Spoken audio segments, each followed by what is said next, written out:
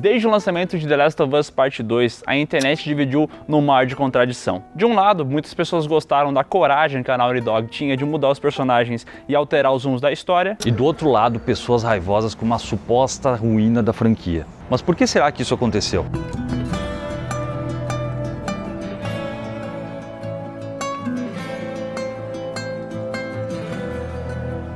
Quando o primeiro trailer de The Last of Us chegou lá em 2011, grande parte do público teve uma reação muito positiva. O game possuía gráficos impressionantes para um console tão antigo, aparentemente o enredo ia seguir um formato mais cinematográfico, a construção dos personagens parecia ser o grande foco daquele trailer e desse game. E ainda tinha o endosso da Naughty Dog, uma das produtoras mais respeitadas do mundo dos games. Anos depois, em 2013, quando o game finalmente lançou, as pessoas confirmaram a expectativa. O game era perfeito, o gameplay era simples, mas funcionava muito bem. As cinemáticas, as cenas da história eram muito bem feitas. Tinha todo um esmero com o mocap para simular o que seria um filme, só que em formato de videogame. The Last of Us se tornou um clássico instantâneo. Eu me lembro de jogar o primeiro jogo e ficar impressionado quanto aqueles gráficos eram lindos para a época e o quanto aquele roteiro era redondinho. Ele não tem nada muito extravagante, é uma história de infecção, uma história de zumbi, mas ele te entrega um feijão com arroz muito bem feito. The Last of Us ultrapassou as mais de 20 milhões de unidades vendidas e também ganhou inúmeros prêmios GOTY, Game of the Year ou Jogo do Ano. Foi abraçado por público e crítica. Um game praticamente impossível de ser odiado. Bom, isso aconteceu com o primeiro game, mas como é que foi a recepção do segundo?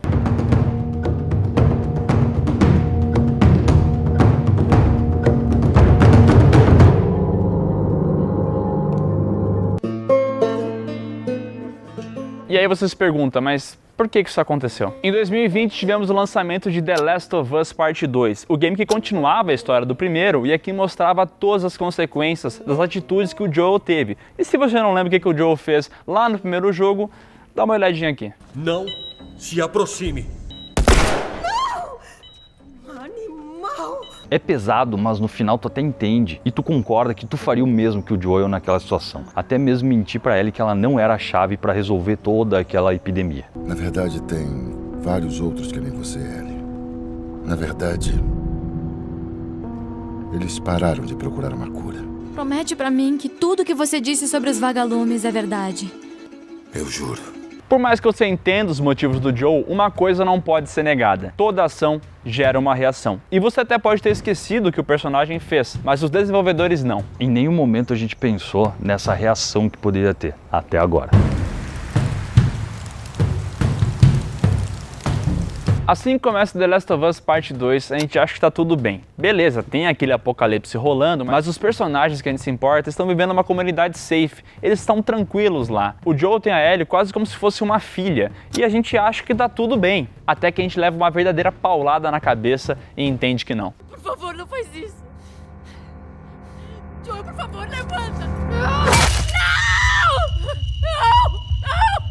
Acontece que a terceira lei de Newton aqui é respeitada e as atitudes que o Joel teve lá no primeiro jogo agora ecoam. Quando o Joel entrou naquele hospital e matou aqueles médicos, ele não matou apenas um médico aleatório que trabalhava para os vagalumes, mas ele matou o pai de Abby, uma personagem que é introduzida aqui nessa história. E agora a Abby aparece aqui e se vinga do Joel da maneira mais brutal possível. O impacto que o ataque da Abby tem é brutal. O Joel com certeza sente isso, mas quem tá jogando sente mais ainda. E nesse momento, quando a gente vê a reação da Ellie, a gente sente o mesmo ódio que ela, e tudo que a gente quer é se vingar. A partir daí o game entra numa jornada de vingança extrema. Tudo que queremos é se vingar, porque a gente não se importa com essa nova personagem. O game mostra o lado dela e explica o que aconteceu pra ela ficar dessa maneira, mas a gente tá junto com a Ellie nessa, e a gente avança cada vez mais. E quando a gente finalmente chega no momento onde podemos nos vingar e a vida da Abby está nas nossas mãos, o game te dá outra paulada, mas dessa vez é metafórica.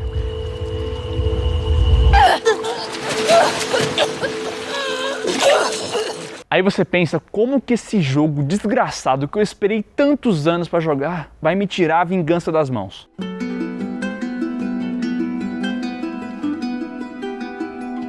Bom, pra ser sincero, os gamers mais radicais já estavam meio irritados com esse game antes mesmo dele lançar, porque algumas notícias começaram a surgir, onde a gente entendia que não ia mais jogar o tempo inteiro com o Joel, que uma nova personagem iria ser introduzida e que o game teria vários comentários sociais. A verdade é que a maior parte das pessoas não gosta de ser surpreendida. Quer dizer, elas até gostam, mas tem que ser surpreendido de uma forma positiva. Quando alguém te surpreende de uma maneira negativa, a gente fica com ódio. Eu admito que eu era um cara que eu era completamente contra essa continuidade, esse segundo jogo. E ele foi muito distante do que eu imaginava como jogo. Foi por um caminho completamente diferente do que eu esperava, mas ele me entregou uma história intensa que eu nem sabia que eu queria. E todos que jogaram o primeiro game simplesmente amaram o Joel. E por mais que ele teve algumas atitudes um pouco questionáveis, você não se importa muito com isso, porque naquela história você é o Joel. E quando o game simplesmente desrespeita esse personagem e no final ainda tira a sua vingança das mãos, em vez de entregar catarse, ele te entrega a reflexão. E eu acredito que isso acontece porque The Last of Us Part 2 é todo baseado num conceito: a perda. Desde o início da história, tudo que você acompanha são os personagens perdendo coisas. Joel perde o respeito da sua filha, Ellie perde a sua figura paterna, a Abby perde seu pai e também a pessoa que ela amava, outros personagens perdem a vida, e tudo isso por uma busca incansável por vingança. Mas por que exatamente perder coisas seria um problema para as pessoas? Calma que a gente já chega lá. O primeiro jogo tinha uma história bem simples, mas bem poderosa. Um pai perde sua filha e depois disso ele entra no mundo pós-apocalíptico, onde por 20 anos ele não ama mais ninguém. Todas as pessoas que passam na vida dele são simplesmente pessoas passageiras. Ele não se importa com ninguém e quando ele acha que perdeu a esperança completa no mundo, surge uma fagulha de bondade no meio de tanta tristeza, que é a personagem da Ellie. No início ele se mostra um pouco relutante com a ideia de se aproximar da Ellie, porque ele já perdeu quase todas as pessoas que ele amava, então ele não queria cair nessa de novo. Ele era uma pessoa dura com o tempo. Mas finalmente, depois de passar por um inferno juntos, ele finalmente olha para Ellie e encara ela como se fosse filha dele. E quando ele finalmente entrega ela para os vagalumes, vem a notícia que, para conseguir a cura do Cordyceps, ela precisa ser morta. Mas o Joel, depois de tudo que ele passou, ele não iria perder mais uma filha. Ele não pode encarar aquilo como se fosse uma mercadoria extraviada. Então ele vai atrás da Ellie e salva ela. E é interessante como o jogo termina com uma mentira, porque quando a Ellie pergunta pro Joel o que aconteceu, ele mente na cara dela, até lembrando o clássico Poderoso Chefão. Porém, o que importa é que o Joel está com a Ellie, uma pessoa que ele verdadeiramente ama. O primeiro game é espetacular, só que ele entrega pra você uma catarse de fato. Você conseguiu aquilo que queria, por mais que você tenha que ter feito várias coisas bem questionáveis pra isso. Mas o Joel consegue, você consegue o seu final feliz. E é por isso que pra mim as pessoas não sabem lidar com a perda, porque o segundo game é todo baseado na desconstrução da vitória do Joel. Aqui você entende que as coisas não são preto no branco, e a vitória mais doce pode se transformar numa derrota amarga.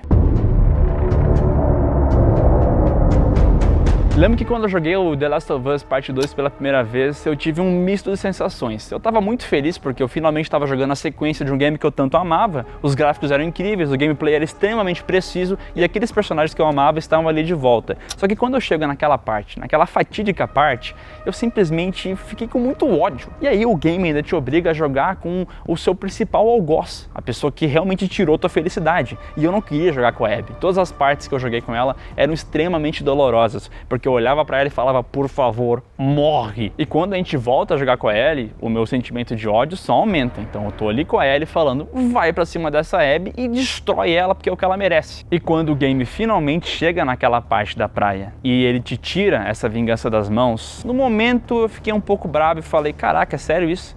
Mas depois eu entendi o que o game estava querendo me falar. E não só entendi, como também aprendi.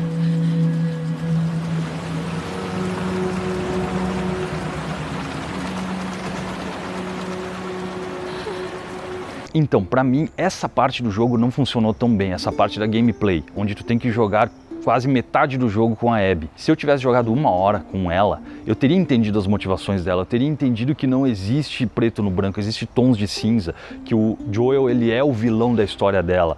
Mas pra mim, jogar 15 horas ou uma daria na mesma, eu ainda seria do time Joel e Ellie. E quando finalmente voltamos pra casa da Ellie, a gente entende que essa jornada de vingança não levou a nada, porque a Ellie perdeu quem ela amava, perdeu até a capacidade de se conectar com o Joel. Mas ao mesmo tempo, ela tentou esquecer. Ela tentou deixar a vingança pra lá e levar uma vida normal com a mulher dela, com a filha, com a família dela, mas ela foi atormentada pelos flashbacks do Joel sendo morto, então ela não teve como lidar com aquilo, ela teve que voltar e resolver essa questão que ficou presa lá no passado. Esse game, pra ser sincero, não te entrega momentos saborosos, divertidos, ele te entrega dor e perda, e é muito difícil encarar dor e perda, não é uma coisa que é comum pros humanos, que ninguém gosta de perder.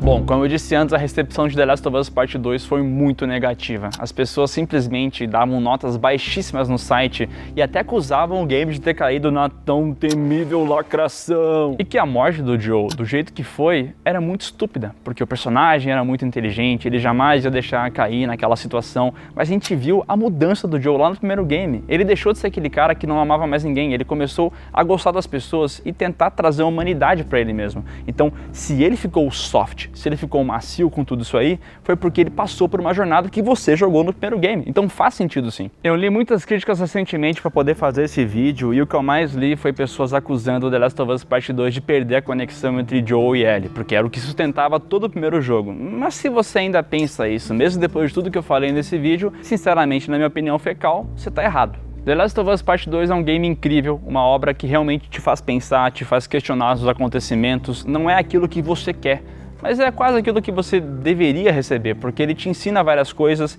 e é principalmente, na minha concepção, uma obra de arte. Porque é muito fácil você continuar todo o heroísmo, suposto heroísmo do Joel lá do primeiro jogo, numa sequência. E esse game poderia cair nessa covardia de fazer mais um game onde ele é incrível, onde ele faz um monte de coisa, onde ele é simplesmente imbatível, mas ele não quis fazer isso, ele quis mudar as coisas. Esse game foi muito corajoso e com certeza subverteu muitas expectativas. Definitivamente Last of Us 2 não entregou o que a galera queria, não entregou o que eu queria, mas ele entregou uma história intensa, emocionante e com certeza tem momentos que me deixaram mais emocionado que qualquer outro jogo ou talvez até série ou filme na minha vida. Aquela cena do flashback em que a Ellie e a Abby estão brigando na praia e a Ellie relembra da varanda dela conversando com o Joel. Aquilo eu chorei do início ao fim. É eles tentando se reaproximar, só que aquilo é anterior ao dia que o Joel vai sair e vai acabar sendo morto pela Abby. Então eles não sabem que vai acontecer isso, mas tu como espectador, tu sabe que eles têm que se reconciliar ali, porque no dia seguinte ele vai morrer